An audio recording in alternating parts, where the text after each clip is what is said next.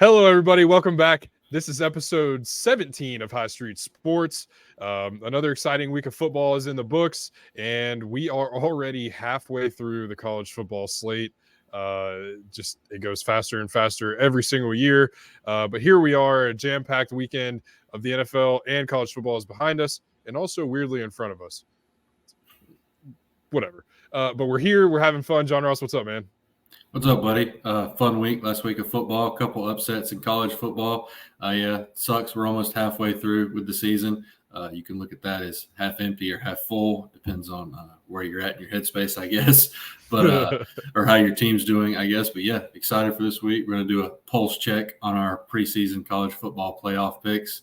Some of them are alive and well. Some of them are on life support or dead. Yeah, we're going to see where we're make a couple mid-season college football playoff picks, just depending on where everybody's at. But yeah, let's get into it. I'm excited. Let's do it. Let's jump right into it. A couple of shakeups in the top 25. Wyoming was able to pull off the upset and beat Fresno State last week. Fresno State drops out. That was a 24-19 win for Wyoming. So I think there's only one more change. Kansas is a newcomer into the top 25. So we'll go ahead and start at the bottom. Start with number 24, Kentucky versus Missouri. Kentucky got absolutely boat raced against Georgia, and you know that's a tough ask to go into Athens and get the job done. But the way that Kentucky got blown off the field, I don't know if anybody was really necessarily anticipating, given how Georgia has looked so far this year. Georgia proved to still be dominant in that win against Kentucky. What do you see in this matchup with Kentucky versus Missouri? Yeah, we'll get into Georgia a little bit later. I mean, they definitely showed out last week and opened a lot of eyes to what they could be. But yeah, Kentucky, just a rough week last week. Like you said, tough to go into Athens against the number one team in the country, back-to-back national champions. But they're back home this week against a Mizzou team that went back and forth with LSU for a little while last week. Couldn't get the job done, but their offense is pretty prolific, albeit against a bad LSU defense last week. But they've got a good quarterback, good weapons at receiver. Kentucky minus 2.5. I'll lean on the home team here. I'll take Kentucky, and I'll take them to cover that. I think just being back at home, they'll bounce back from last week's loss against Georgia. Yeah, it's a tough one for Kentucky to stomach. A lot of expectation for them going into that one. Maybe they could go down there and pull off a bit of an upset, but they could not. Yeah, they should be able to bounce back at home in a favorable matchup against Missouri. But as you mentioned, Missouri's offense did look good last week. We'll get to LSU in just a second. But yeah, Kentucky back home against Missouri. We'll move on up. Number 23, Kansas at Oklahoma State. As I mentioned just a couple of seconds ago, Kansas is a newcomer into the top 25 in there at number 23, and they go to Oklahoma State. What do you think about the Jayhawks versus the Pokes? It's Kansas minus 3. Oklahoma State coming off a win last week against Kansas State, who was pretty highly ranked to start the year. Kind of a down year by Oklahoma State standards. They're usually ranked pretty much the entire year. Kansas, they've gotten their quarterback Daniels back. He missed the Texas game a few weeks ago, but he's the straw that stirs the drink there. But tough one here going to Stillwater. I'll take the Pokes here to ride the momentum of beating Kansas State last week and beat the other Kansas team this week. Yeah, Kansas is just one of those teams where they're ranked in the top 25, but who knows how good they actually are. And like you said, a bit of a down year for Oklahoma State, but they are coming off of a big win. So we'll see, what momentum does for the Pokes in that one. But, you got to think Kansas feels good getting in there in the top 25. So that should be an exciting game out there in Big 12 land. We'll move on up. Number 22, LSU versus Auburn. So, this is a home game for LSU in a team that, is in the middle, I think, of doing some soul searching on the defensive side of the ball. As we mentioned last week, LSU's corners have, underperformed and have, really been the catalyst for some of those mistakes that LSU is making on the defensive side of the ball. What do you think about the Tigers in this matchup against Auburn? Yeah, LSU minus 11 being back in Tiger Stadium. So I saw today that LSU is ranked 121st in the nation in pass defense. Auburn is ranked 121st in the country in pass offense. So, Lord have mercy. Movable object versus stoppable force this week. But I will take the Tigers of LSU in this one. About slipped up right there. Yeah, I'll take LSU in this one. I take them to cover. I just don't. Being back at home, I think will help the defense a little bit. They got this week and next week against Army. They've got to show some improvement because they got Bama after their bye in a couple weeks in Tuscaloosa too. So they got to start showing some improvement there. The secondary has to tackle better. Like they were, I don't even want to know how many of Missouri's 500 so yards was yak last week. It was ridiculous not being able to wrap up and tackle.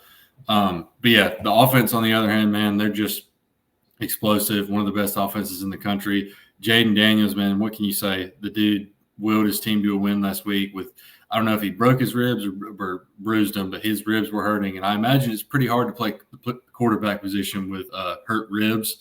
But he balled out again on the ground and through the air. You can make it really – at some point you got to put him, I think, I know they have 2 losses, but he's doing his job and he needs to be in the Heisman conversation, in my opinion. He's one of the best quarterbacks in the country. Malik Neighbors and Brian Thomas are one of the best wide receiver duos in the country. Logan Diggs has really separated himself in that running back room and is playing really well. But, yeah, if the defense can just help the offense out a little bit, man, LSU will be in good shape. We'll talk about – I know I picked them. We both picked them for our college football playoff, and we'll talk about pulse check later on. But, yeah, the defense just needs to these next 2 weeks just needs to show a little improvement for that Bama game, and I think LSU will be in a good position to, at the very least, win the SEC East. But I'll take LSU this week to get the win at home.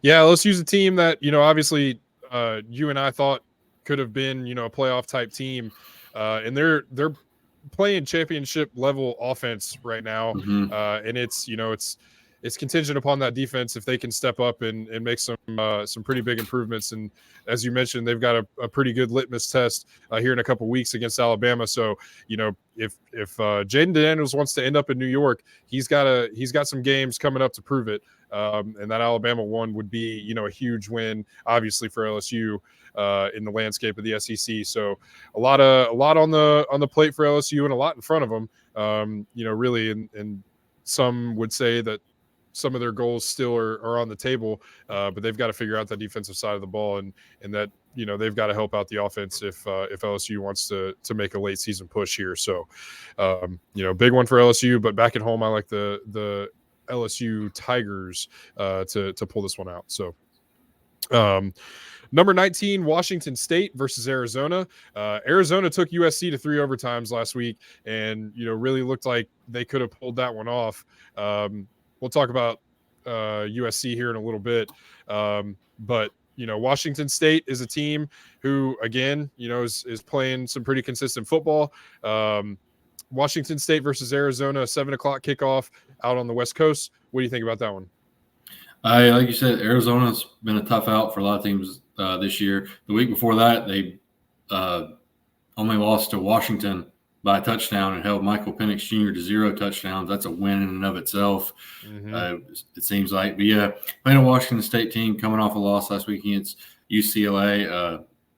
Cougs really look like they could be moving toward serious contender status in the Pac-12. And obviously one loss, they're not out of it yet. We're really starting to get into the meat of the Pac-12 schedule, seeing who's going to separate themselves in that conference. But it's Washington State -8 in this one. Being back home, I'll take them to win this one. I think Cam Moore, the quarterback, has a big game for him at home. Yeah, that was a tough loss for Washington State last week.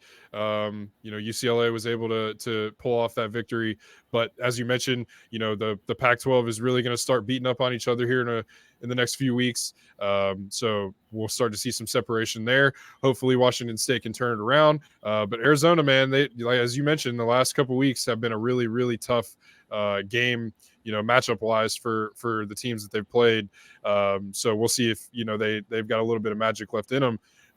but I like Washington State's chances in that one at home. But anything can happen in that Pac-12 conference. So we'll move on up. Number 19, Tennessee versus Texas A&M.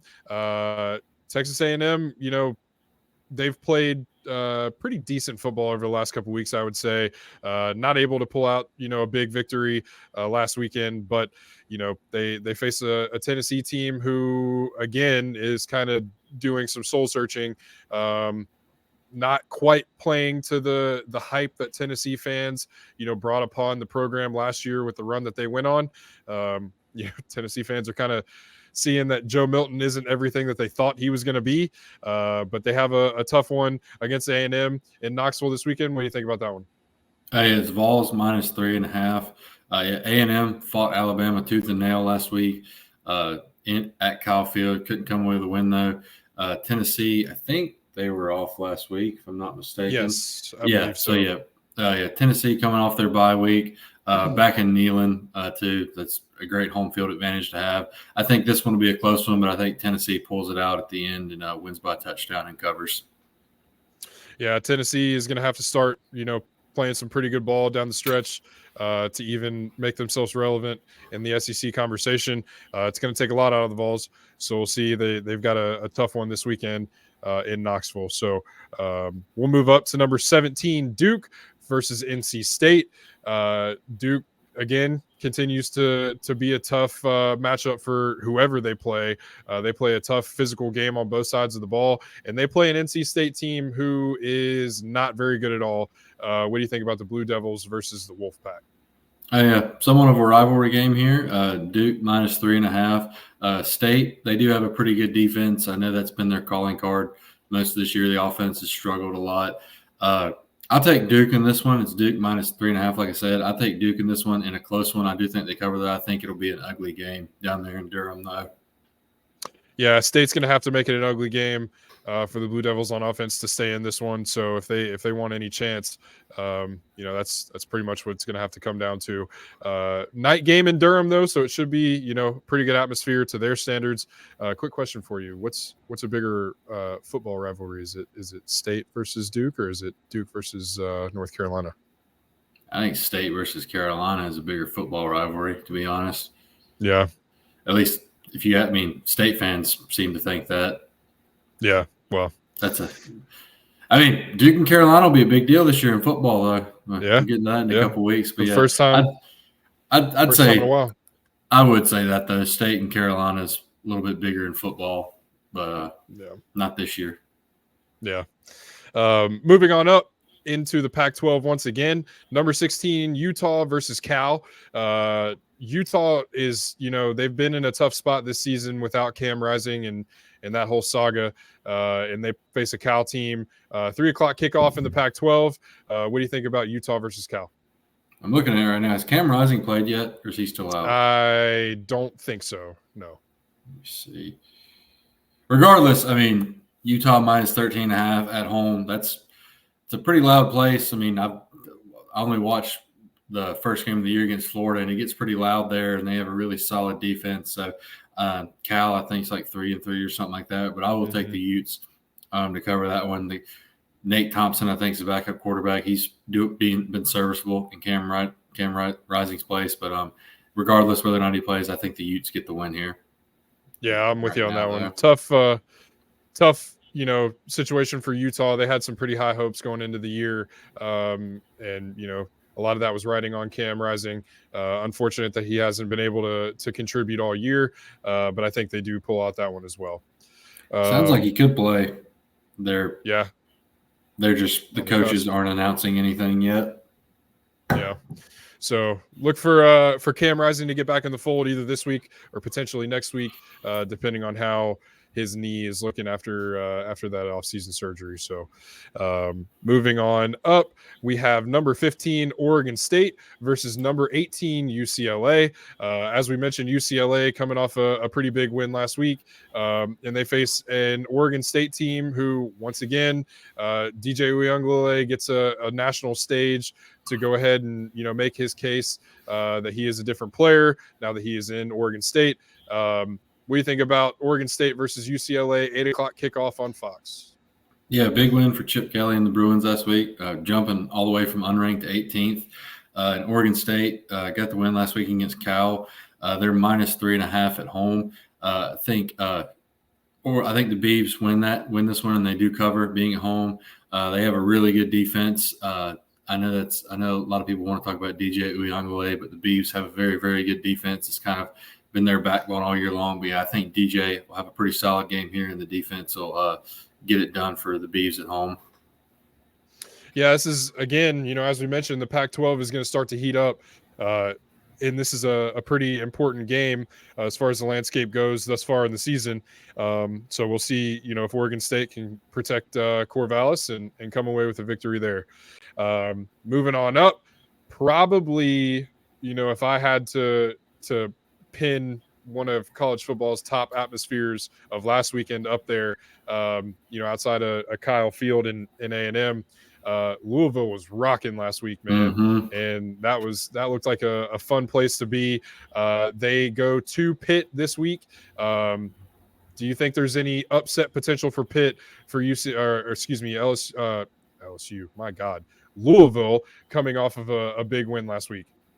I mean, there's always potential coming off a hangover of a big upset like that, but it's Louisville minus 7.5. Pitt's having a down year. They're 1-4 so far.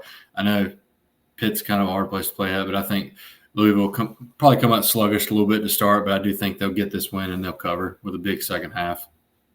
Yeah, I agree. That's, that kind of put Louisville square in that crosshairs of a team to watch out for. Obviously, at number 14 with a big win last week. So a lot going on in Louisville, and they look to keep that rolling at Pitt this weekend.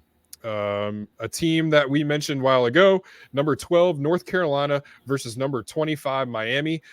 Miami coming off of an absolute blunder in that game, which I came to find out is not Mario Cristobal's first time losing with under a minute left and the ball on a run play. He did the same thing at Oregon against Stanford a couple years ago. I don't know how you do that one time and don't learn from it, but they made an absolute mistake and lose to a very lowly Georgia Tech team last week. And, North Carolina is starting to find something. They add Tez Walker to the fold, who finally gets cleared and, made a contribution last week. I think he had 6 catches for around 50 yards or something like that. So, I mean, he changes the dynamic a little bit for that North Carolina offense. That is still, Drake May still has his Heisman hopes are up there. So what do you think about North Carolina versus Miami? Yeah, it's Heels minus 3.5, and you just said a lot about them. But yeah, Carolina looks good, man. Defense is playing solid. They're not I know they had that one rough game against App State early in the season with double overtime, but it's not Swiss cheese like it was last year. They've got some playmakers over there to complement Drake May in that offense. Having Tez back is a big plus for them. Amari and Hampton, the running backs, playing really well. The offensive line's protecting Drake May, which wasn't the case last year. But yeah, and Miami, like you said, the blunder last week. Even that, not even kneeing the ball there, there's 10 seconds left and they give up a 44-yard touchdown pass. I mean, it's just a multitude of bad things for the Canes. But yeah, like I said, Carolina minus 3.5. I'll take the Heels at home in this one in a primetime game on ABC, and I take them to cover that. I think this has the potential to be a bit I think Carolina can really show out on primetime here. I think they've looked really good the past few weeks, and I think they keep the momentum going there in Chapel Hill. Yeah, I was just about to say, I think that number is super, super low for Carolina in a home matchup in prime time, especially after what we just saw out of Miami last week. So since the start of the season, I have not been high on Miami. I don't see what everybody else saw, going into this year. And there's nothing that you can say to explain, what we saw at the end of the game last week for the U. So yeah, the U are not back, still dead. And that's a tough scene for Miami last week. So yeah, I think Carolina could win this game, and it could be by 10 or 14 or, something along those lines. I don't really think this one has potential to be close unless Miami comes in to Carolina pissed off. So we'll see what happens there, but I like the Heels in that one as well. Number 11, Alabama versus Arkansas. This could be, a tough one, but being in Tuscaloosa, I don't really see Alabama having much issue, seeing as they're really starting to find a rhythm with Jalen Milroe. So what do you think about the Hogs' chances in Tuscaloosa? It's Bama minus 19. I'll take Bama in this one. I don't think they cover that, though. I think it'll be a backdoor cover by the Hogs. Arkansas hasn't looked good this year. They've had some tough losses at LSU. They gave Ole Miss a little bit of a fight last week, but it's just kind of a mess on both sides of the ball down there in Fayetteville, Arkansas. And Bama, they struggled a little bit last week, had a tough game against A&M. I mean, we knew going in that was going to be a tough game. A&M always plays them pretty hard. But Bama looks pretty good so far. Jalen Milroe starting to look a little bit better. But, yeah, I think they win this one. I don't think they cover, like I said. I think a backdoor cover by Arkansas in this one. Yeah, I think Alabama takes care of business there in Tuscaloosa. Noon game for Arkansas to walk into. So that's, Alabama generally is a pretty good game day environment. And it should be, make Arkansas's life pretty tough going into that matchup. Two teams that I really am kind of excited to talk about. Number 10, USC at number 21, Notre Dame. In my opinion, these are two teams who, now I don't want to downplay, Notre Dame too much. I do think that, they have promise on the offensive side of the ball, but I think what you're seeing with Notre Dame is a guy that, I've always heard that if a quarterback is in college for 6 years, there's a reason for that. Sam Hartman's got all the stats, but I don't think he's a guy that's going to lead any team to any sort of college football playoff or anything like that. He lost a tough one to Louisville last year in a game where Wake Forest was ranked, I think, inside the top 15 at the time. Mm-hmm. And they turned the ball over 3 times in 3 drives at Louisville, and Louisville ended up upsetting Wake Forest last year. And then, you see kind of what you're going to get from Sam in these last couple of weeks. USC plays no defense whatsoever. They get the ball pushed up and down the field on them every single week, it seems like. So there's some light there for Notre Dame. But it's going to take, something special for USC to move through this Pac-12 slate undefeated. And, even playing this, Notre Dame team, I don't know what to make of this one. What do you think about USC at Notre Dame? Yeah, it's Notre Dame minus 2.5. Notre Dame, one thing I don't understand about them, like Audric Estime is pretty solid running back in my opinion, and he only had I think 8 carries going into the fourth quarter last week. That's a problem in offensive play calling, in my opinion. Like, he's huge too. Like, the dude can definitely, he's shown that he can run the ball. And Sam Hartman's still a good quarterback, and they do have some playmakers out there, and their offensive line's really good. I think a lot of the problem for Notre Dame is over there on that sideline, for being honest. I know it's only Marcus Freeman's second year, but I think part of me feels like he's a little in over his head right now. There's definitely been some brain farts, like going back to the Ohio State game. Not that it probably wouldn't have changed the outcome, like having 10 guys on the field, but I mean, stuff like that, that can't happen. And then on the other side of the ball, USC, like you said, they play no defense. Caleb Williams is one of the best quarterbacks in the country. But at some point, not having a defense is going to catch up with them, and they're going to meet a defense that can slow Caleb Williams and that offense down. I think this one will be a little bit ugly in the first half going in the third quarter, but I do think USC pulls away in this one in a tight one. Yeah, I think USC's potential is there. I mean, obviously, you see what they're doing on the offensive side of the ball, but what they're doing on the other side of the ball is just absolutely atrocious, and that's going to bite them at some point this season. And I think there's a good chance that it could happen this week. Notre Dame's defense can stop the football or at least slow it down a little bit. They did that against Ohio State. They played a tough physical defensive game against Notre Dame. and they kind of tried to last week, but they just couldn't hang in there long enough. That's I don't know. I mean, this one, you talk about bowl and shoe ugly. This one could be bowl and shoe ugly. And I think that I think Notre Dame has a good chance to win this game. And I think, in terms of their season and kind of saving face just a little bit, they don't want to pile up that third loss, especially at this point in the season, with some more tough games coming down the stretch for Notre Dame. I usually am one to be critical about Notre Dame's schedule, but this year, man, they are going through it. This is at the same time, though, I don't trust Notre Dame in a primetime game. They don't. They've not shown that they can go win it. No, they don't.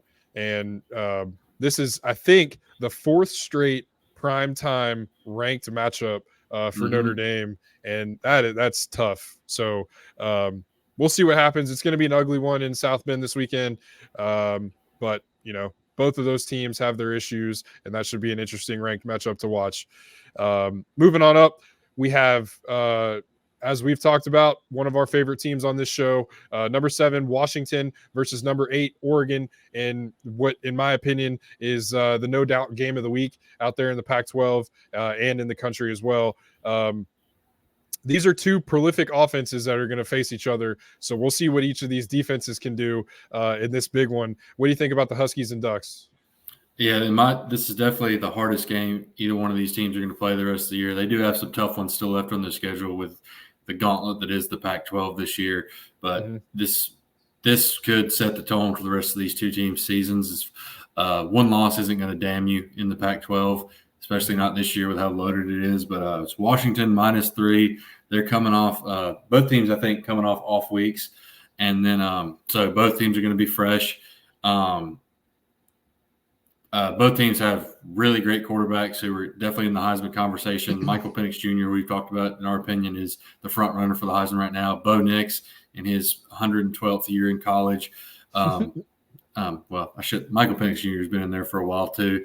But yeah, both super duper seniors on each side, quarterbacks. They can move the ball well. You know about Washington's receivers. Their defense has stepped up this year, playing really well. Oregon hasn't really played. Neither teams have played anyone of note yet, but they've took care of business when they were supposed to. Both defenses are pretty solid, it seems. With Washington being at home, though, I will take this one. I think it's going to be an absolute shootout. I think final score could be into the 30s and 40s. Yeah, I agree with that. This is probably pound for pound going to be one of the more exciting games that we've seen thus far in college football this year. Thank you, schedule makers, for making it at 3:30. Yeah. Thank you. Yeah. Not 10 o'clock at night.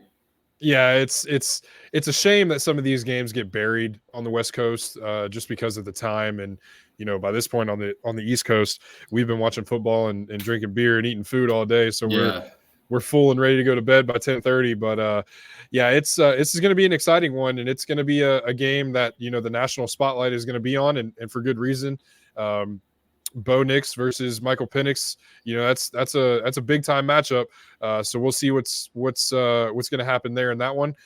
I'm going to lean on. I think you're right. Washington being at home is going to make a difference. That's a pretty good environment when they are good like they are now. And, that's going to be a tough one for Bo Nix and Oregon to walk into. But, based on the way that Oregon's played, they're a high scoring offense too. And, that defense, has a little bit of something to say. So should be an exciting one out there. And I may sound ignorant here because I don't know. I don't have a stat in front of me. Bo Nix, if my memory serves right, doesn't show up in big games. Right. So, there's going to be something to prove there on both sides of the ball. Both teams want to prove themselves as legit college football playoff teams, and this is about as good a stage as any to go ahead and make that statement. So, should be a big one in Washington. Look forward to seeing that one. Moving on up, number 6, Penn State versus UMass. Not a lot needs to be said about this one. This is a big game. As far as a one to not sleepwalk through for Penn State, you got a big one coming up in 2 weeks, or a week and a half, I guess. So Penn State versus UMass. I think Penn State takes care of business here en route to a big one next week. Do you have anything to add on the Nittany Lions? It's -42, Penn Yeah. State. I don't well, know if I don't never feel comfortable taking a spread that big, but definitely, hopefully Penn State doesn't get caught looking ahead to next week, going to Columbus. But yeah, I think Penn State takes care of this one. I know they were off this week, and the week before that they kind of sleptwalked the first half and blew Northwestern out in the second half. Yeah, but I think Penn State takes care of business this week and getting ready for the big one next week. All right, moving on up. Number 4, Florida State versus Syracuse. Syracuse is a team that's been able to play a couple teams, pretty close this year, but haven't been able to pull it off. Florida State is a team that has, struggled in the last couple of weeks to look as good as they did in the first couple.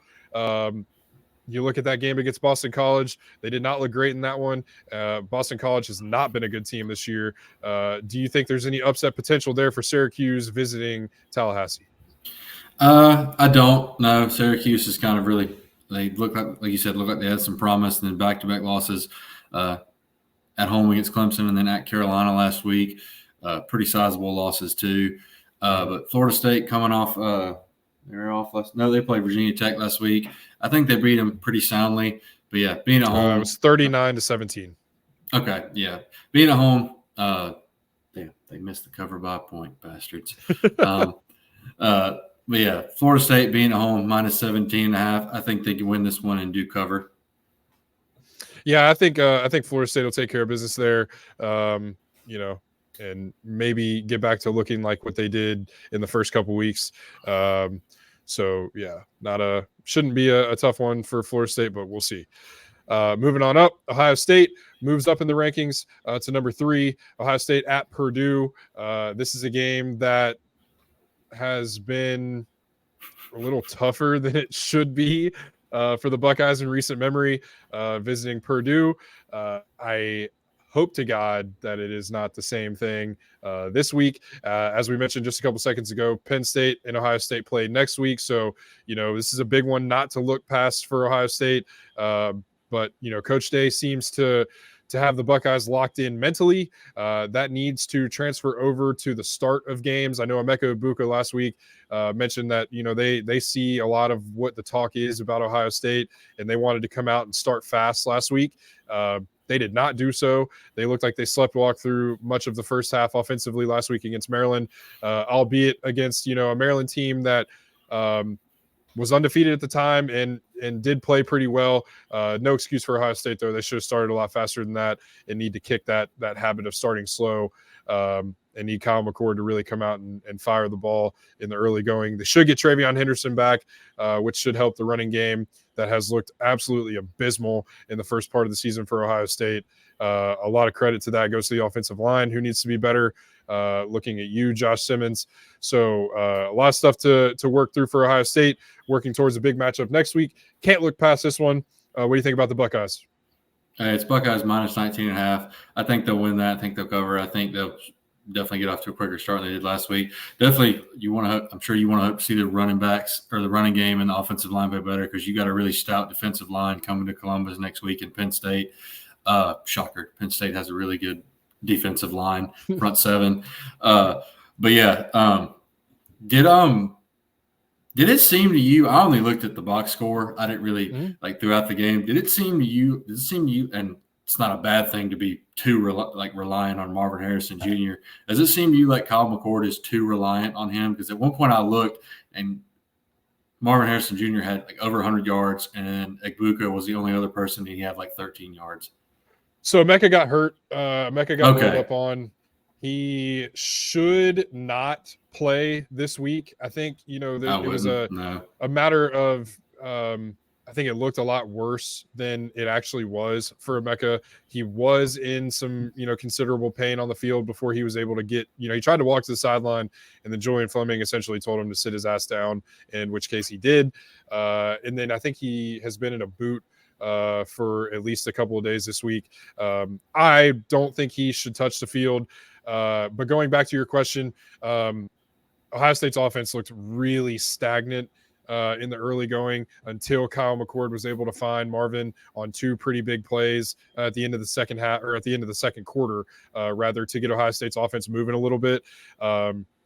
I don't think that's necessarily the case, but Ryan Day mentioned it. When your offense is struggling the way that it is, get the ball into your best players' hands, and that's There are exactly worse what they players to did. spam the ball to. Correct, and a lot of Ohio State's offensive issues are coming from the run game and the absence of the run game, and Joel Klatt made it pretty apparent last week that it's Ohio State's inability for the offensive line to get to the second level and block linebackers, and when you have free running linebackers that go sideline to sideline, and they're not getting stopped on the way to the running back, and when Ohio State loves to run like a stretch run play, it makes it difficult for the running backs to get anywhere. So no, I don't think that Kyle is too dependent on Marvin, but I definitely think that in order for Ohio State to get to where they want to be, they're going to have to get better up front, and that just period. And you got pushed a little bit against Maryland, and you can't have that happen in too many stupid penalties. So a lot to clean up for. Definitely. Sorry. Go ahead. No, go ahead. No. I was going to say, definitely you want the offensive line to show improvement, because the two teams on paper standing in your way, Penn State and Michigan, have very, very good defensive lines, front seven. So that's definitely something that's going to be key to Ohio State winning the Big Ten, I think. Yep. And, it starts and stops in the trenches on both sides of the ball. And Ohio State's defensive line is starting to play better. You had sacks from JT Tuimoloau and Michael Hall this past week. Caden Curry's starting to step up, a young guy. So, you're starting to get a little bit more production out of the defensive line. So you got to see it out of the offensive line. And again, I'm looking at you, Josh Simmons. Clean it up. I mean, this is it's been horrible. Lock it up for the most part. Lock it up, lock in. You too, Josh Fryer, who tried to block, I think it was Chip Trainum on a pull play, which was just anyways. So yeah, I think Ohio State covers at Purdue and gets off the schneid in that place, hopefully, and puts that bad juju behind them. Moving on up, a team that you just mentioned, number 2 Michigan versus Indiana. Indiana team really without an offensive pulse, so this shouldn't be an issue for Michigan to go out and get that win. Do you want to add anything to the Wolverines? It's minus 33.5 Michigan. I think they win. I think they cover. They look pretty good. They look good last week against a pretty solid Minnesota defense. Offense doesn't really need to do that much right now because the defense gets some really good field position there. Very, very elite defense. But yeah, they win this week again. Yeah. We're getting to where, though. When is their first game of note? November, really? The first week of November against Penn Probably. State? Yeah. So they've got old whole milk cleat wearing Jimmy back on the sidelines. So, whatever that means. Michigan is a good team, so we'll see how they progress. That's all I got to say about that. Number 1, Georgia versus Vanderbilt. Again, I don't think there's much to say about this one. I think Georgia goes in there and blows out a team that doesn't have a finished stadium.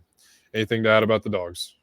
Yeah, they'll cover minus 31.5. Credit to them, man. They looked good last week after really struggling, not really looking like the back-to-back national champions all year long. The defense looked really good. Carson Beck looked good, threw 4 touchdowns. Not a good sight if that's the kind of Georgia you're going to get the rest of the year. They're going to be a tough out. But yeah, they look good and they keep it rolling this week against the Doors. Yeah, they're going to blow the doors off the Doors. Well, Vanderbilt Stadium doesn't have any doors, so that would be easy. Georgia looked good last week. They look to continue to kind of turn into that Bulldogs team that we've been accustomed to seeing over the last 2 years. So we'll see what happens there. That is your week 7 college football top 25 slate. Some really exciting games in there. Most notably, like we talked about that Washington versus Oregon matchup. And then also you have USC visiting Notre Dame. So a lot of good stuff coming your way. Again, this week in college football, we will shift gears as we do. Actually, not before we move past our college football playoff synopsis after what we did at the beginning of the year. You gotta check the pulse. Let's check on our teams here. Texas was one that took an unfortunate loss last week against Oklahoma. Oklahoma looked really good. Texas has looked pretty good for the most part this year. They only have one loss. LSU is a team, again, that both of us picked. 2 losses there for the Tigers. Who was the other one? Was it Ohio Michigan State? and Ohio State. Yeah, Michigan and Ohio State. So both of those teams undefeated. Michigan has looked slightly better on offense than the Buckeyes have to this date. Both teams look very strong on defense for the most part. So we have Ohio State, Michigan, Texas, and LSU. I'll let you go first. What do you think about, what we picked there? Do you want to make any changes? What are your thoughts? So pulse check for LSU. I'm going to say on life support. LSU is going to need a whole lot of help from a lot of other teams if they want to. Even if they run the table, they would definitely have to win the SEC championship game. No questions about it. Do I think they will? No. I think the defense is just not good enough to get them there. I do think they can win the SEC West to get to the SEC championship, but I don't think they could beat they would likely play Georgia. I don't think they could keep up with the Dogs. I think the defense would be able to slow down the offense. So yeah, LSU, don't think that pick will come to fruition. Texas, not really on life support, but they're going to need a lot of help too, because I think you're going to have at least 3 undefeated teams in the college football playoff this year. Think they're going to need a lot of help. The Big 12, though, I know they do. Just the top 2 teams make the championship game, so they still have a shot. I mean, if they can get back to it, run the table, and face what would likely be Oklahoma again in the Big 12 championship game and beat them. So there's still a shot for Texas. Ohio State and Michigan, I know we both said they would both be undefeated when they play each other. Saturday after Thanksgiving? Yeah. And no matter who won or lost that game, both teams would go. I feel like kind of dumb for making that pick. Looking back on it now, I wasn't really anticipating how good a lot of other teams would be, how wide open it would be. You got your Florida States, your Oklahomas and stuff like that. So I definitely think whoever wins, I still think they'll both be undefeated when they play each other. I do think whoever wins that game will go to the college football playoff, win the Big Ten, and I think the other team will be on the outside looking in. I am going to make 4 new college football playoff picks. Okay. I'll take basically midseason Georgia. I think Georgia makes it. I think they proved something to me last week. I know Kentucky isn't a top tier team, but Georgia did look really, really good, and their schedule is very favorable the rest of the way going into the SEC championship game. I'll take Ohio State. I think Ohio State will beat Michigan this year. I think they'll get the offensive line and running game going, hopefully, in these next few weeks. Big test next week against that next week will hopefully be a good test for both those units. I will go Oklahoma. I really like what I see out of Oklahoma. They look really good. Dylan Gabriel's a really good quarterback. Mm-hmm. Brent Venables has really getting that defense going. I know, Texas scored 30 on them, but the defense is definitely a Brent Venables defense, and I think they're only going to keep getting better. And for the last one, I'm going to go Washington. I think Washington's going to run the slate in, and this is in no particular order either. I think Washington's going to run the slate in the Pac-12, a very tough Pac-12, and I think if they do run the slate in the Pac-12 and finish undefeated, I think you got to rank them number 1 if they can get through the Pac-12 and their championship game unscathed. Yeah, I don't really hate that at all. Yeah, I don't hate that at all. I think that was a very good sleeper pick though. I do think Florida State is going to get caught slipping here soon, and my sleeper pick for the college football playoff is North Carolina.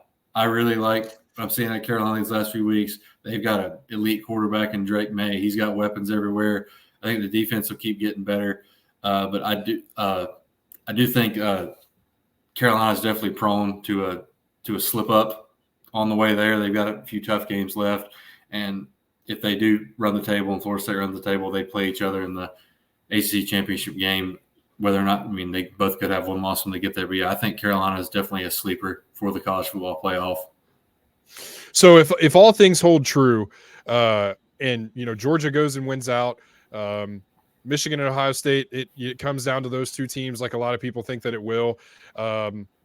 And the ACC and the Pac-12. So, like as you mentioned, if Washington runs the table and ends up winning that conference undefeated, and you would have to look at what they've done to get to that point, and by the end of it, it would be I think a pretty impressive resume. I think if looking at their schedule was correct, they would have had to beat 5 ranked teams.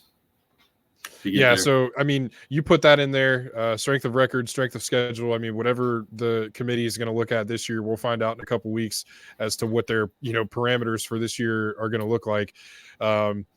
But you look at that, so you'll have an undefeated Georgia potentially there, and if Georgia's undefeated and wins the SEC, obviously they're going to be the number 1 team in the country. And at that point, I think it comes down to who wins. If obviously if Oklahoma stays undefeated, who wins the Big 12, who wins the Big 10, and who wins the AC. I mean, you're going to have to look at those conference champions from all 5 power conferences outside of the SEC. I mean, Georgia's going to be a lock, but I think the winner of the Big 10 is a lock, and then it comes down to the winner of the ACC, Big 12, and the Pac-12, and that's tough because at that point you're going to have either, and by the end of it, Carolina is going to have a pretty impressive resume to get to that point as well. Florida State will then have beaten a bunch of ranked teams. Oregon or Washington will have beaten a bunch of ranked teams. So it's going to be an exciting finish to the season. I will say this. The only pick I feel 100% confident that I just make is Georgia. Yeah, I agree with that. Because I think Ohio State's really, really good. The game, it being at Michigan, does scare me, though, about them. Yeah, it's huge. If it was in Columbus, I would be so much more confident in picking that. Yeah. But yeah, it's huge. That rivalry is back, and I mean that is what it is. It's the best rivalry in college football, hands down. It's the best. A lot of people, in a lot of people's eyes, it's the best rivalry in sports. And I know that's up for debate, but what you can see out of either of those teams on their best days is elite football on both sides of the ball. Now, there's been a lot of struggle to Ohio State with their run game, offensive line. We'll see if that stuff can be fixed, or if any of that stuff can be masked a little bit. I think when it comes down to it, Ohio State's inability to move the ball consistently on the ground could come back to bite them in the butt. But when you look at Michigan, JJ McCarthy has not looked earth-shattering in the early going of the season. So there's some things there. Both of those teams have an elite defense. So we'll see what happens. Something's got to give. But you can't write off Penn State. If Penn State can go into Columbus and beat Ohio State next week, then there's a lot on the table for Penn State, especially when they play Michigan. So the Big Ten East is the best division in college football, and that's going to be. There's a lot to unfold there coming up, and I think that could be as big to the landscape of college football as anything. So I'm going to side with you. I'm going to go Georgia. I think right now a lot of people might, point to bias as the reason why I'm making this pick, but I'll give the edge to Ohio State. I think they have a more impressive win against Notre Dame. It's a more impressive win than any of Michigan's wins to this point. So I'll give the edge to Ohio State in that one in the early going. So I'll go Georgia, Ohio State. And then it comes down to the winner of those 3 conferences that we just mentioned. If Oklahoma wins out, I'm going to pick Oklahoma. If Florida State wins out, I mean, they're going to make it. They have that win earlier in the year against LSU is a massive win. And I know Clemson isn't the Clemson that we're used to, but going into Clemson and beating them is still impressive. What do you think? I mean, so here it comes down to if Oklahoma wins out, I think you have to put them in there because of their win against Texas. And Oklahoma still has a couple ranked matchups on their schedule still, I believe. Yeah. So at that point, it becomes an argument of who do you like more? Is it the Pac-12 champion or the ACC champion? Yeah. And at that point, I think I'll pick the Pac-12 champion as it sits right now. Just given they could very well that conference is. A lot of the top teams of the Pac-12 very well could have 2 losses each by the middle of November. So there's a lot of uncertainty with that one. But yeah, this is definitely the most wide open I can in recent memory to me. The Yeah, college I agree football with playoff that. has been. Yeah, I'll go Georgia, Ohio State, Oklahoma, and screw it. Who says I can't do it? Give me North Carolina. Give me the Heels, baby. All right, I want to see the I Heels like make it. a run. I want to see Drake May solidify himself as a bona fide Heisman Trophy contender, like everybody was talking about earlier on in the season and in the offseason. And I think, Carolina they're moving down there, man. And I think they have a lot in front of them.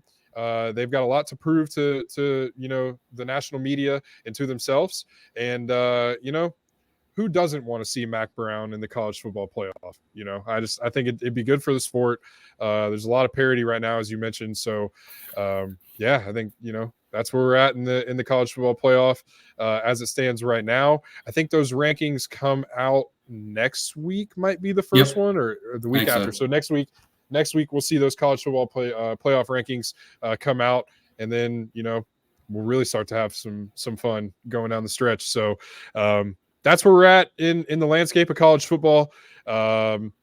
It's gonna get really exciting really quick, and so we'll see what happens starting this week, moving on into the rest of the season. So that officially ties a bow on our college football talk.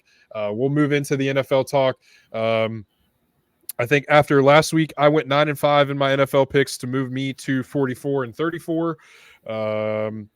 So we'll see. I think I said that the Niners would have maybe a 10-point win against Dallas. Yeah. LOL. They blew the doors off of Dallas. What do you You also have? picked the upset of the week last week. I did. Yes, I did. Jacksonville over the Bills. So yeah, I like a lot what I'm seeing out of Jacksonville. That was a good game. Trevor Lawrence in Jacksonville, they look pretty damn good. And again, the Bills have a lot to figure out.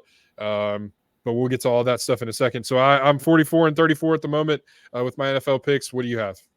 I went 8-6 last week, up to 46-32 on the season. So we're neck and neck right there. There we go. Let's add to it. But yeah, getting into the slate this week. Tomorrow night, Thursday Night Football, you got Broncos at Chiefs, Kansas City minus 10.5. Kansas City got the dub last week against the Vikings. Pretty soundly, or not really soundly, definitely a high-scoring second half for that game. Benefit of that game, Travis Kelce got a little dinged up on the turf, and now apparently Swifties are coming for turf, trying to get – if anybody can get the NFL to move to real grass fields permanently, I think it's them. So fingers crossed on that one. Broncos, they suck. Not much needs to be said. There's a fire sale coming there. Sean Payton's definitely going to probably influence that to get all his guys on that field, since it's a lot of people out there aren't really his guys, so to speak. But yeah, I'll take Kansas City in this one, take them to cover, being at home and in prime time. Yeah, KC. I said it last week. Russell Wilson stinks. I actually said he sucks. Whatever adjective, verb, whatever you want to use to describe Russell Wilson, do it, because you're probably right. That guy sucks. The Broncos stink. Yeah, give me Kansas City. And moving on, another game in London this week, Ravens versus Titans. Both teams coming off losses last week. Ravens lost to the Steelers. In the surprising one. I know the Steelers' defense is good, but you think the Ravens would have enough to beat that Steelers offense. But yeah, unfortunately they didn't. And then the Titans coming off a loss to the Colts in Indy last week. It's Baltimore -4 in this one. Baltimore needs to get healthy. That's the biggest thing. They've got a lot of injuries across the board on both sides of the ball. Tennessee, they're just kind of, I think, treading water right now. Ryan Tannehill's not playing well. Derrick Henry's playing all right, just not up to his standards. I do think Baltimore wins this one, and I think they cover the -4. Yeah, I like Baltimore in that one too. Don't really like much of anything outside of Derrick Henry. And then, a very quiet DeAndre Hopkins too. So yeah, just I a tough don't situation. know why he went there. Yeah, I don't know what you see there. I mean, maybe they were the only ones that were going to give him the money that he thought he was worth. But at that point, man, I mean, he's proven that he's a damn good receiver. At that point, just go to a contender. But they don't have the quarterback, and that's going to continue to hold them back. So I'll take Baltimore as well. But as you mentioned, Baltimore's got a lot of injury stuff that they need to worry about too. So a lot of question marks in Baltimore, especially after a loss to a Steelers team in which I think everybody thought that they should go out and beat. In a stadium that was chanting "Fire Matt Canada" throughout the game. So even the Penguins were chanting it last night at their first game. Yeah, Matt Canada is not a very well liked individual in the city of Pittsburgh. So give me Baltimore in that one. And next up, you got Commanders at Falcons. Commanders coming off a really, really bad loss last week on Thursday night against a bad Bears team. Justin Fields played really, really well. DJ Moore played amazing. The Commanders just did not look good on either side of the ball, and they're playing a Falcons team at home in Atlanta, coming off a win against C.J. Stroud and the Texans. Atlanta's defense looked good last week, and it's Atlanta -2.5 on this one. I'll take the Falcons in this one. I think they ride the defense and Bijan Robinson and Tyler Algier up to a win in this one.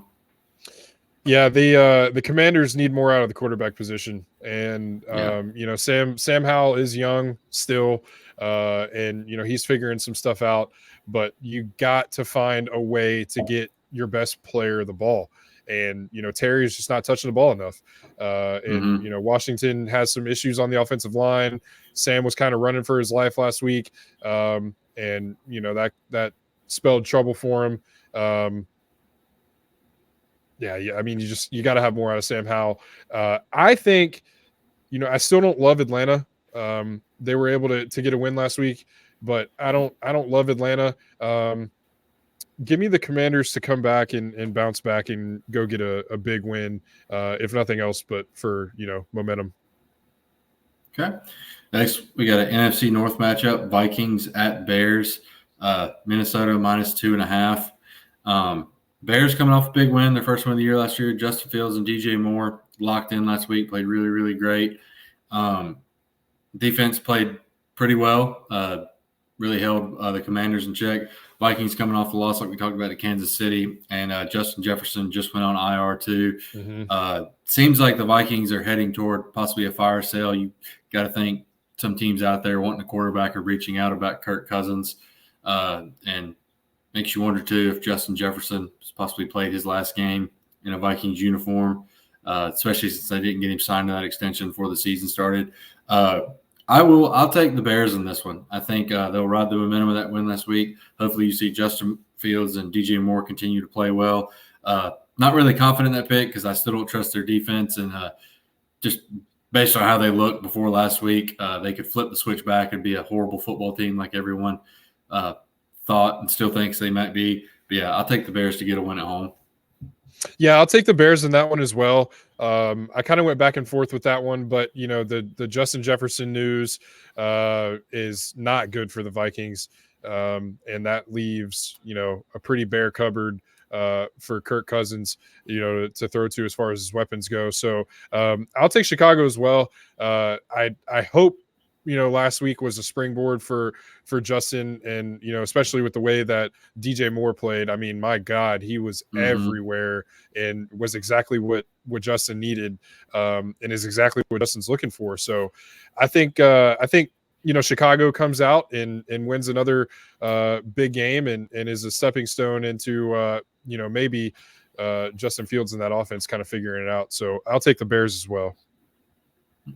And then next we got Seahawks at Bengals. Cincinnati -3. Seahawks were off last week. They had their bye. And the Bengals looked like the Bengals last week. Joe Burrow looked like Joe Burrow. Jamar Chase, like you said, he's always open.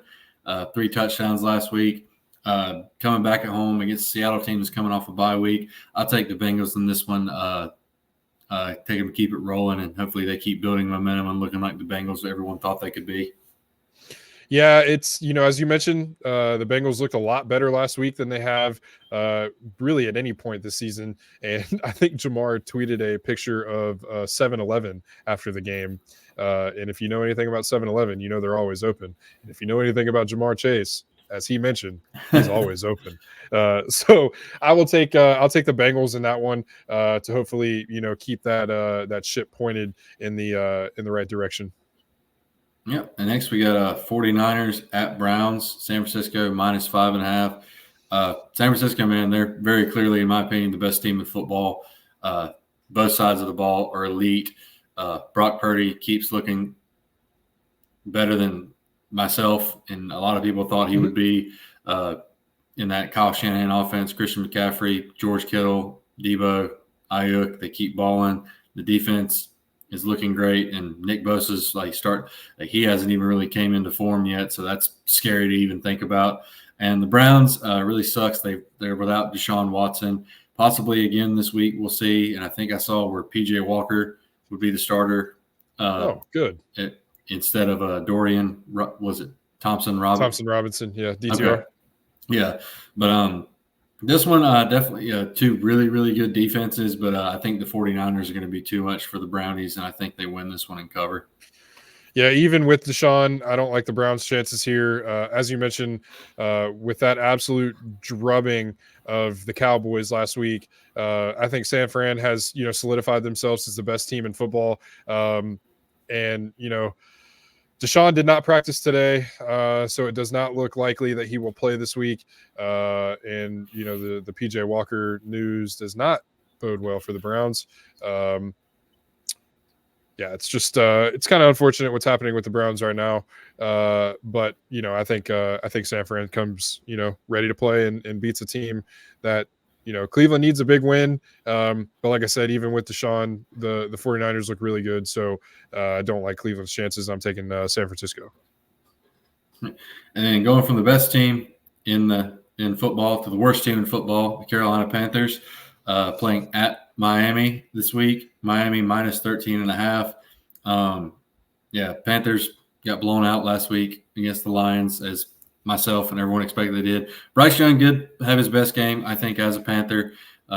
Just the defense couldn't really stop the Lions, and they lost the turnover battle again. Bryce threw a couple interceptions, really bad fumble by Miles Sanders. I think the Dolphins win this one this week and do cover. Tyreek Hill will likely have, I think he'll have close to 200 yards this week. Either him or Jalen Waddle will. Just want to keep seeing Bryce get better. Miles Sanders might not play this week, though. I don't know what's wrong with him, but hot take, I think if he's not playing, you could see the Panthers have their best offensive performance of the season without him. Yeah, I don't really see any reason why you wouldn't make Chuba Hubbard the number one back in Carolina, given the way that Miles Sanders has just kind of looked lifeless so far. So, I like the Dolphins in this one. Unfortunate scene for the Panthers that they keep struggling. Hate that, but the reality of the situation is that the Dolphins are a very good offense, and they're going to put up some yards and points this weekend. So I'll take the Dolphins. You'd be a fool not to. And then next, AFC South matchup, Colts at Jags. Jacksonville, like I said, coming off really big win last week in London against the Bills. Defense looks solid, really keeping that Bills offense in check. Offense coming on at the end. Travis Etienne had a really good game. Trevor Lawrence had a pretty good game. It's Jacksonville -4 here. Colts, you got the win last week against the Titans. And then but it's came out now that Anthony Richardson is probably going to miss 4 to 8 weeks with, I think it's a shoulder injury. Really hate to see that. Yeah, hate to see that for the rookie. Teach him to slide, guys. I know, like you said, I know you're 6'5", 250 pounds, but got to protect yourself. You're the franchise quarterback there. But, yeah, I'll take Jacksonville to cover and get the win at home. Yeah, if this isn't a wake-up call, throw on Cam Newton's tape, and you'll see that doesn't matter how big you are, those shots are going to add up. And you need to learn how to slide. But really tough scene for the Colts, who looked like they were starting to find a bit of a groove with Anthony Richardson. But I like Jacksonville a lot, and I like Jacksonville to keep it rolling this week against an undermanned Colts team. And next up, we got the Saints at the Texans. Saints pitched shutout last week against the Patriots in New England too, and then Texans dropped dropped a game at Atlanta last week. C.J. Stroud still played pretty well, but not enough for Atlanta's defense. Looked really good in that game. And then, going into this one, I know the Texans are at home. When I pick against him, he seems to win. When I pick him, he seems to lose. So I'll take the Saints in this one, -1.5. I think the Saints defense is a little bit better than Atlanta too, and I think they could give CJ some problems. Still think he'll have a pretty good game, but yeah, I'll take the Saints in this one.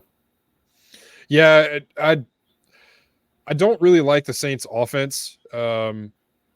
Is Derek Carr back this week? He played last week, I'm pretty sure. Oh, did he? Okay, all right. Yeah, I think so. Completely missed that. Well, with Derek Carr, that changes a lot of the situation for New Orleans. So with him being back, and as you mentioned, the Saints defense looks to be pretty good. So I think I'm going to choose. I'll go with the Saints as well in that one. Shout out to C.J. Stroud though, being breaking the record for the most pass attempts without an interception. C.J.'s gone out and really played well, and that's really good news for the Texans in their future. Just need to add a little bit more, on the defensive side of the ball, and I think get a couple more weapons on offense. But Texans are on their way, it looks like. But I think the Saints will be too much for them with a really good defense. And next we got the Patriots at the Raiders. Patriots, like we just talked about, got shut out at home last week against the Saints. The Raiders coming off a win on Monday night in kind of a rock fight with the Green Bay Packers. Las Vegas -3. I'll take them in this and take them to cover. The Patriots are really just dysfunctional right now, which is weird to say. It's going to be really weird seeing the Patriots with a likely top 10 pick next year. Yeah. Not really the norm we've come to expect, but they're really struggling right now. They have injuries, and even if they didn't, they're just not a very good football team. So I'll take the Raiders in this one. Yeah, Mac Jones sucks, and so does the New England offense as a whole. They really can't move the ball. They can't score any points. So give me Las Vegas in that one. And next we got Cardinals at Rams. Cardinals coming off, I think the loss last week. We thought they could take advantage of the Bengals situation. I think we both picked them. But coming off a loss to the Bengals last week, and then the Rams coming off a tough loss to the Eagles last week. Rams -7 in this one though. I will take them being at home in SoFi to win and to cover that one. I do think the Cardinals win against Dallas was a flash in the pan, and they are going to definitely be one of the worst teams in the league this year. And I think the Rams will prove that this week. Yeah, I'll take the Rams in that one, but give me the Cards to somehow backdoor cover that one. I have a sneaking suspicion that there might be some hijinks in that one. So I'll take the Rams, but I'll take the Cardinals to backdoor cover. And then next up, we got Eagles at Jets. Eagles coming off the win against the Rams, like you talked about. Jets coming off a win against the Broncos. It's Philly -7 in this one. Philly's looked good so far, and I don't even think they've put it all together yet. Jalen Hurts has looked good. A.J. Brown has looked really, really good the past 2 weeks. The defense is solid, one of the best in the league. Against the Jets team, I think Philly will win this. I think they cover. I think their defense will make life really hard for Zach Wilson. I think the Jets defense could keep it close for maybe the first half, but I think Philly will pull away in the second. Yeah, I like Philly in that one too. Credit Zach Wilson for coming out and playing well last week, but this is a tough team to play against, especially the way that the defenses look for Philly. So it's only a matter of time before their offense gets figures it out and starts to click, and it could be this week. But as you mentioned, I mean the Jets defense is still playing well, but that's a lot to lean on. Just one unit there for the Jets. So I'll take Philly in that one as well. And next up, we got Lions at Buccaneers. Lions coming off the win against the Panthers last week that we talked about. Buccaneers, I believe they were off last week, coming off their bye. It's Detroit -3. This is a tough one because, Tampa Bay has looked good so far this year. Baker Mayfield's looked pretty solid. That Monday night game against the Eagles was the first time they've kind of haven't looked good this year. Lions, on the other hand, are firing on all cylinders. I know they did beat a bad Panthers team last week, but the offense looked great even without Jahmyr Gibbs and Amon-Ra St. Brown. So if they get those two back this week, that's good news for them. But regardless, I do think the Lions win and cover. Yeah, I think that's a tough one too.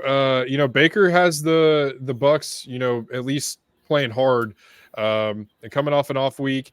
And as you mentioned, with the potential for the Lions to be without those two offensive weapons in this one, I think that might hurt them a little bit more this week than it did last week.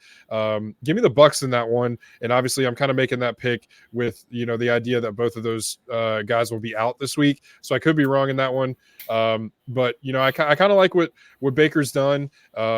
I have always kind of been, a Baker guy. I do think that Cleveland kind of did him dirty in that one and didn't really give him, a chance to come out and prove himself in what could have been his last year in Cleveland. So I like Baker, and I like him in this one to kind of, go out there and maybe get a scrappy, tough, hard-fought win and kind of pull the Bucks to a victory there. So give me the Bucks. And next up, Sunday Night Football, Giants at Bills.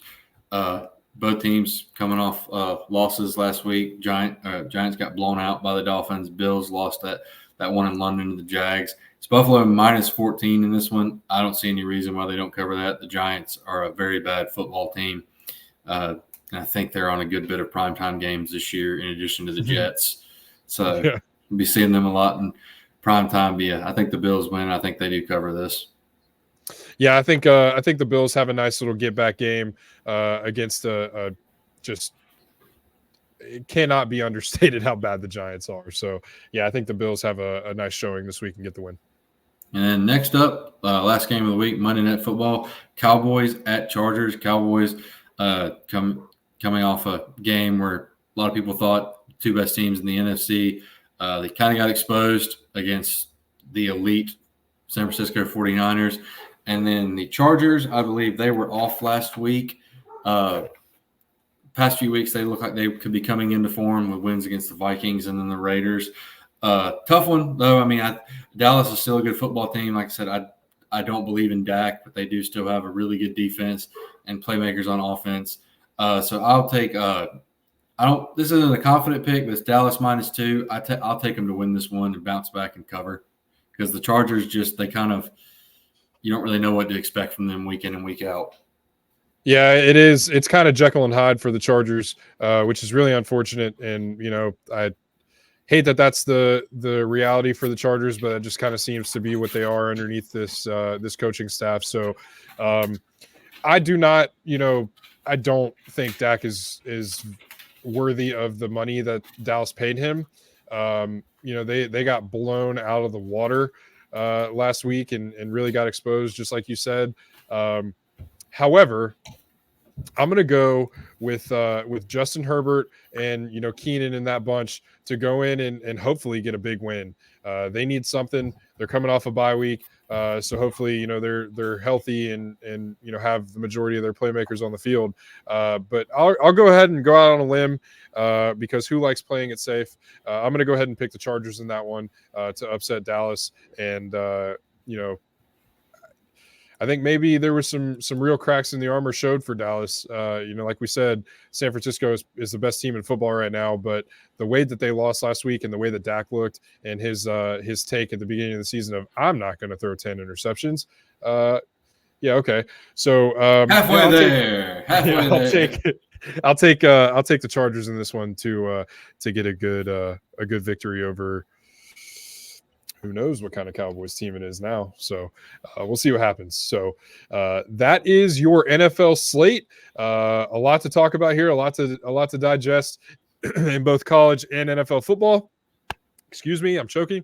But as we mentioned, a lot coming here with hockey season starting. So we're going to have some hockey content coming, but we are in the thick of it in football season. So keep it locked here on High Street Sports. As we mentioned last week, on the road to 50 subs, we're getting close on YouTube. So go ahead if you haven't already, and you are one of those unsubscribed folks that tune in and watch us here. Go ahead and hit that subscribe button. It doesn't take long. Just lock it up and do it. Lock it up. Join us.